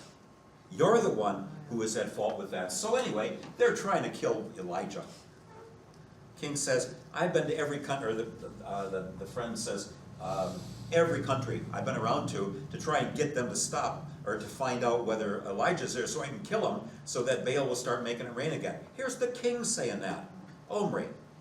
And Ahab, now who's ruling. Omri didn't, he ruled a long time. He only gets 8 verses in Kings, but he is known later on pillars in Assyria. He's shown bowing down to, I think Shalmaneser, I think Shalmaneser the third. But anyway, the rain stops, and so at first there's the wadi bed with water coming down, and Elijah is by the water there. I always wonder, is he eating roadkill? You know, those ravens come in. I always try to hurry over that one quickly. The birds brought him meat to eat, so then God says, you go up into Lebanon, and you go to Zarephath. It's called Sarepta today. There's actually a rather large, maybe the largest Palestinian refugee camp left anywhere, just a little bit north into Lebanon. But anyway, he goes to this widow, and the widow says, I only have a little bit of food and a little bit of wood left, and we're going to make one more cake, and my son and I are going to die. And Elijah says, make me a cake first. And she does, and then the flour doesn't give out. The flour keeps getting repeated over and over again. And so everything is going fine, and then her boy dies. And she tells Elijah the same thing that is very commonly thought about in Israel and Judah. Elijah, while you were off somewhere else at the brook Kerith, I know I'm not perfect, but your God was looking over you. You came under my roof. Now your God is looking at you to take care of you, happened to notice me, sees I'm a sinner, and whacked me for my sin by killing my kid. Elijah says, no, it doesn't always work that way. And he goes up by the where the child is, and the child comes back alive. Right? Right? I think this is the first time that we have someone coming back alive. We're going to see it with Elisha as well, and some other stories in the Old and New Testament, of course. But he stretches out on the boy 3 times, and the boy comes back alive. He was dead. He wasn't just in a coma or something. Okay? So let's not minimize the thing along the way. So anyway, he's there for a while. And then in the 3rd year, finally, God says, okay, now it's time to go back. They're really in trouble now. Has it rained? No. Now the question is, can Baal make it rain? Can Yahweh make it rain? Yes. Nobody knows yet. Because the king is still thinking, if I kill Elijah, the hex will be off and then it'll rain again. So anyway, God says, go back and tell Ahab that the rain is going to come. So on the way, Elijah meets a fellow named Obadiah, not the same guy who writes the book. Obadiah simply means servant of Yahweh. Eved is the word for servant, and then the IAH on the end. So he says to Obadiah, go find Ahab, I have to talk to him today. Obadiah says, I've been such a good guy, I'm putting food up for 100 prophets, that they wanted to kill all the prophets. Some prophets have been killed because of you, and I've been hiding some, and now you're going to go poof, and then he's going to have my head. And Elijah says, no, I'm going to talk to him today. And so when Ahab meets Elijah, Ahab says, "You troubler of Israel." And the pot thinks he's calling the kettle black. No, you're the troubler in Israel. You've got people going after other gods. And you've made a treaty with another nation. And you're the cause of the trouble, not me. But, you see, we find out that the king is not a believer anymore. If the king was a believer, he'd be acknowledging his sin. I am sorry for what I've done wrong. I realize now I've turned away from Yahweh. He didn't say that. He's siding with Jezebel and her God. You're costing me money.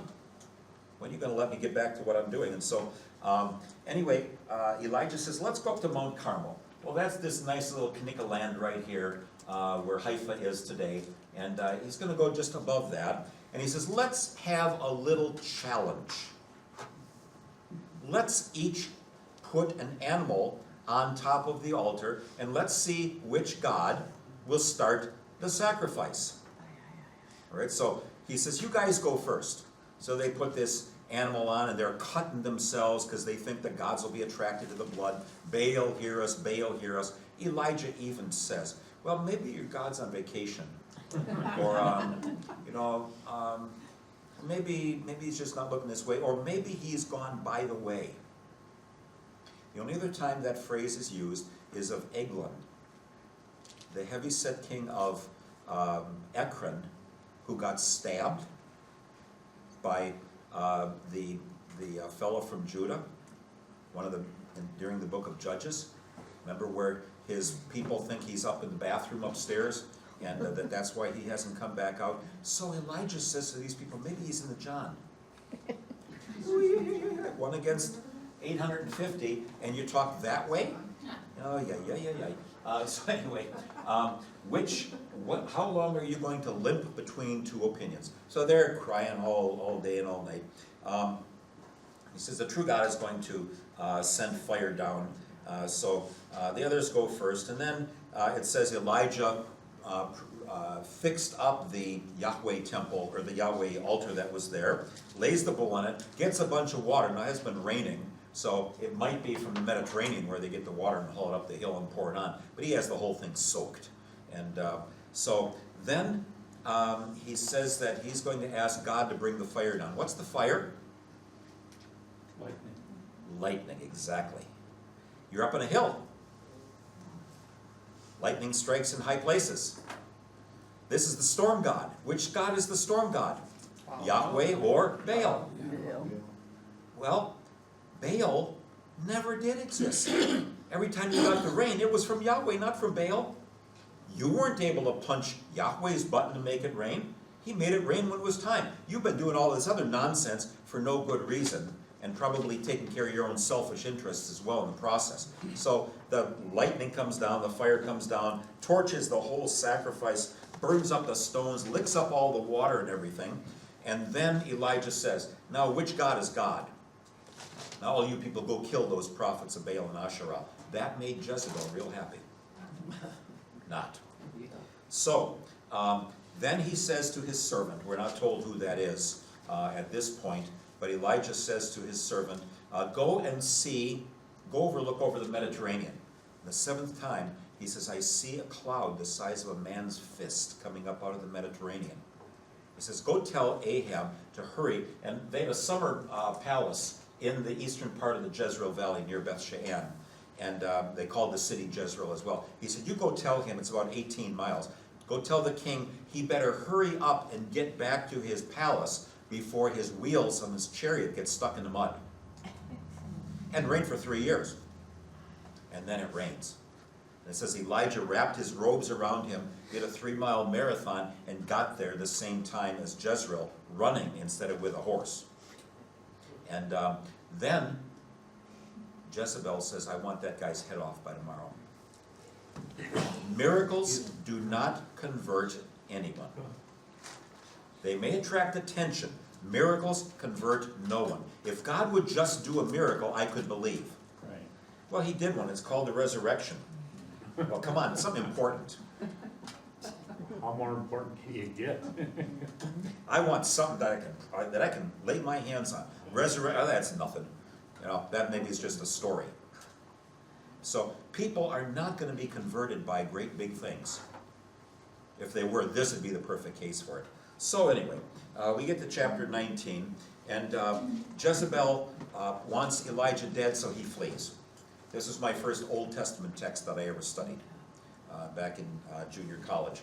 And so Elijah then hustles down to the southern part of the country. So he goes all the way from up here, all the way down by Beersheba, and he plops down under a broom tree and says, I'm ready to die. Nothing good is happening. I didn't have the microphone. Do I have the microphone on here? Yeah. I'm ready to die. I've tried to be so faithful to God, nothing worked. So an angel of God comes to him. Not a cherub or a seraph, but just somebody who comes, you know, with a bottle of water and a bag lunch and says, the boss wants to see you at the office. Top floor. Okay, here we go at the top floor again. And so he goes down to Mount Horeb, as it's called here. And there are all these things that go by. The wind and the earthquake and the fire go by. All these terribly important, powerful things. And the sound of a light whisper. The still, small voice. Something very quiet. God says, what are you doing here? Oliver, or Stan Laurel again, you know. Stan Laurel shows up every once in a while in the Old Testament. He says, I've been working so hard for you, and nothing is working, and I just want to die. He says, well, let me tell you what's going on. And this is, I didn't understand this when I studied this text back when, because I didn't look at it along with the other ones. God says, I'm going to work through means that you may not know I'm working through. So you go and do three things. I want you to anoint a fellow named Elisha to be your successor. Okay, he's going to go on, he's going to tell after you. I want you to anoint Jehu to be king in the northern kingdom, and I want you to anoint Hazael to be king in Syria. And it doesn't quite happen in that order. But he says, I'm going to go on, but don't expect that big, powerful miracles are going to turn anyone's attention. People will be touched by the Spirit touching them quietly to trust that God is there, but many of them are going to be simply in rebellion against this whole thing. And so he goes to do those things then, and we're going to see a little bit more of Elijah in a few minutes, but first of all, we have a couple other things that go first. Now, think of Ahab. He has made a treaty with Ethbaal up in Lebanon. He has married a woman who worships false gods, and then we're going to have in the next chapter that he is going to see that Naboth gets killed. But before that, God gives victories sometimes, and so God gives Ahab a chance to defeat the people of Syria who have rebelled. And so he is in battle with them. There's 32 different kings involved with it. And Samaria is defeated in this process. So then the prophet sends Ahab into battle. And he says, go win the victory, another unnamed prophet. And so they are able to win the victory, even though they're in the plain. And so Israel beats a whole bunch of people up. And Ben-Hadad should be put to death. He's the king of Syria. God's giving you victory over your enemies. Remember what happened with Saul and Agag, the king of the Amalekites. You're supposed to put him to death. Instead, you make friends with him. So here he's making another peace treaty. Come up into my chariot. And so God says, I want you out of the way. This is the reason why God says, anoint Omri to be the new, or Jehu to be the new king. That's not going to happen for a little while yet. But Ahab as well has been given a gift from God, and he refuses it. And so that one is followed by Naboth. Naboth, who lives next door to the king in the valley of Jezreel. The summer palace is there. Ahab says, I want to buy that vineyard next door, and that guy won't sell it to me. Now here's Naboth, a good, honorable Israelite. He says, God gave that to my family. I can't sell it. Well, you got to sell it. No, I'm not going to. Jezebel says, aren't you the king? So she gets a couple of liars to say that Naboth cursed Yahweh. And everybody puts him to death. And she says, now go get your vineyard. Prophets, Elijah is going to say if this is gonna end with blood from your family being spilled on this very vineyard. So he has made treaties, he has worshipped other gods, now he has beaten up his fellow citizen. Same thing Solomon did. Treaties with other nations, with all those wives, worshiping them, and then oppressing his whole people. Well, this is another example of the same kind of thing. We're not talking about a little mistake here and there. We're talking about a heart that is dead set against following God and doing his will. And so it says Ahab was as evil as the Amorites. Those were the people at Abraham's day where God says, I'm going to give you that land. People say, oh, the people that, God says to go kill all those other people in the land. Well, this text says those people in the land were wicked against God. He would only take the wickedness so long. That may bother us, but God says, I'm not going to let the country be filthied up by everybody and his uncle. Sooner or later, I'm going to stop it. And so then Ahab fasts, and then God says, okay, I'm going to bring the consequences, but on your family a little bit later. Last chapter. This is a real interesting one. This one doesn't have Elijah in it. Now we have Jehoshaphat showing up as well. And we don't have him introduced yet, but he shows up. And Ramoth Gilead, the land northeast up in here, this area the Syrians had taken. So Ben-Hadad didn't give back all the land that he had taken away. And so the king in the north says, Ahab says to Jehoshaphat in the south, let's go get that land back. And so Jehoshaphat says, why don't we ask the prophets what they think? And so he asks, Ahab asks a bunch of prophets, they say, yeah, go and get it all back. And Jehoshaphat says, are there any other prophets? He said, well, there's one guy, Micaiah ben Imlah. But he never says anything good to me. Well, let's bring him in.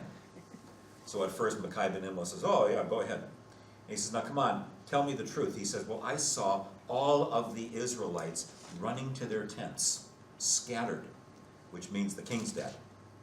And Ahab turns to Jehoshaphat and says, see, he never says anything good about me.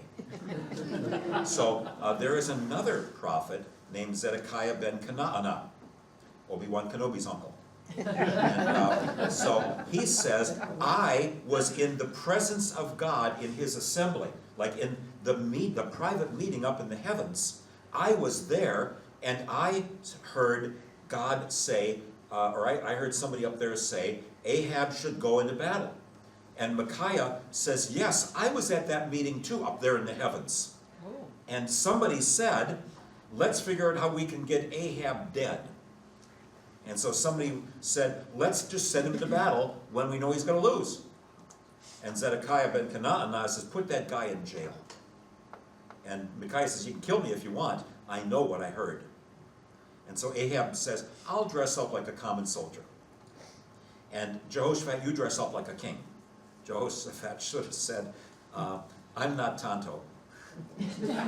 Don't send me to town. But Jehoshaphat goes and does this. And so it says Ahab got struck with an arrow just by chance. And he bled to death in his chariot. So Micaiah ben Imlah was right. It's a very studied passage because it says what happens when one prophet speaks against another one. The answer is which one tells what came true. And usually, if you are a real prophet, you are saying something bad. The prophets of wheel, anybody can say, oh, good, thanks for that. If you say something bad, you're threatening your neck. And so usually it's if they say something bad, probably believe them, because they have nothing in it for them to do it. If they're saying something good, be careful. And we never hear any more about Zedekiah ben Kena'anah. Then the last stuff, it just says that Ahab had built an ivory house in Samaria. They actually have found some of the pieces of that. I've seen some pieces of that in the British Museum. Wood with ivory inlaid. There are some of those. And then it says Jehoshaphat did what was right, but he entered into a peace treaty with the north, which we're going to hear about some more. Stay tuned.